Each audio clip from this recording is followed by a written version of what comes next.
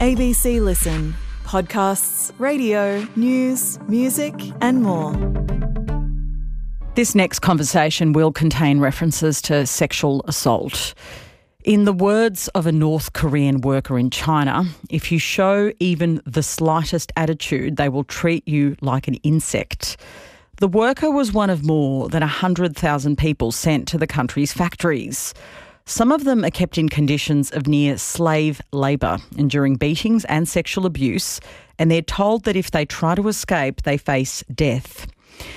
Ian Urbina is a Pulitzer Prize-winning reporter and the director of the journalism non-profit organisation, the Outlaw Ocean Project, and joins us this morning. Ian, thank you. Thanks for having me. How do 100,000 or more North Koreans end up working in China? This is a grand state-to-state collaboration between the North Korean government and the Chinese government. It's obviously especially noteworthy since there are UN sanctions that forbid North Korean workers from being sent to other countries and used, and China signed those sanctions. But because there's not a huge amount of enforcement, it's a fairly systematized relationship, and most of them sort of are sent across the border into China, buses, planes, trains, and largely work in a couple of big industries: construction, tech, textiles, and seafood, as it turns out. So tell us about the conditions for these workers.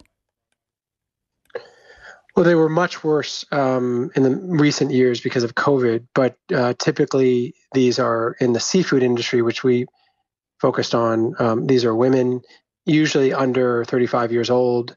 They're fairly sought after jobs by the women in North Korea because you can earn much better than you could ever earn in North Korea. Typically, they sign 2-year contracts. There's a lot of vetting by the North Korean government to make sure that you're not someone that might have a risk of defecting. They send them across, and then they're in lockdown compounds, big factory complexes. They typically work 15, 20 hours a day. They can't leave the facility, can't talk to anyone outside the facility, and there's a real problem of sexual abuse and violence. So who benefits from this arrangement? Us, the West, all consumers of seafood that are getting seafood cheaper and faster through a globalized economy. Seafood is pretty distinct from, soccer balls or tennis shoes or iPhones in that the supply chain that delivers that product to our plates is longer, more tangled, more opaque. But we, the Western consumers, benefit from the cheap product that gets to us impossibly quickly and possibly cheaply. And what role are Chinese authorities playing in this industry? Well, you don't a huge role. You don't get in, a transfer from North Korea to China unless there's government oversight and agencies that are orchestrating the whole thing. These factories are all based in China, the ones that we looked at. And so they typically have Chinese owners and Chinese managers, but the day-to-day workings of the process, the sort of floor managers and the workers themselves are all North Korean. And the Chinese government and the Chinese owners make a slice of the profits from the plants. Obviously, you mentioned UN sanctions, a lack of enforcement. So it brings me to how you got access. How did you come to speak to these workers? It was fairly intricate infrastructure we had to set up so as to interview them. The goal was to interview North Korean workers either who are still in China or who have recently returned to North Korea. Many of these workers were stranded in China when the border closed with COVID. So these are women that expected to be abroad for 2 years, ended up being abroad for 4.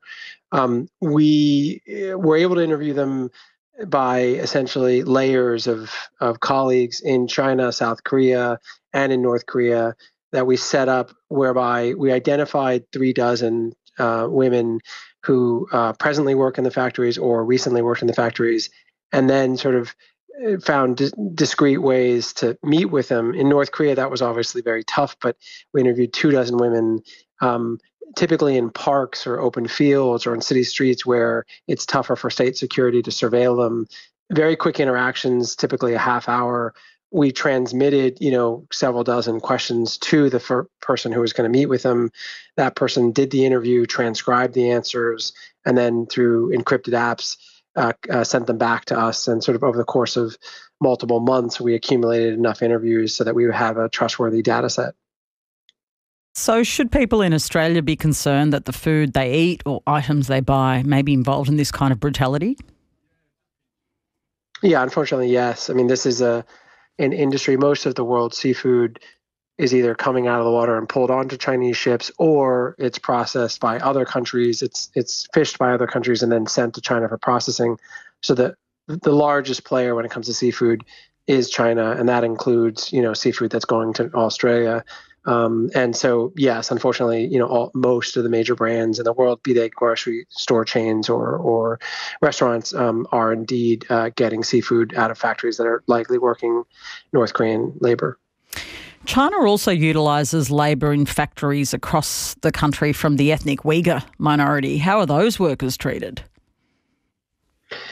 Not great. So again, the interesting thing about North Koreans and Uyghurs is, as different from, say, other forms of forced labor, if you or I are found in a factory and the factory turns out to have chains on the door, we're not allowed to leave, they would categorize you and me as forced labor. In the case of North Koreans and in the case of Uyghurs, these are categorical. So in other words, even if these individuals say they're happy and say they're there, not against their will, and they're being paid because they're Uyghurs or because they're North Koreans, it's state-sponsored forced labor. They're being transferred in there with no right to say no. So the Uyghurs, in the case of China, we're looking at since 2019, several thousand Uyghurs have been transported across the country from Xinjiang province, where they're from, to the other side of the country, Shandong province, which is a coastal province and the sort of hub of seafood. And thousands of these workers are again, sent there by the Chinese government and kept in locked facilities.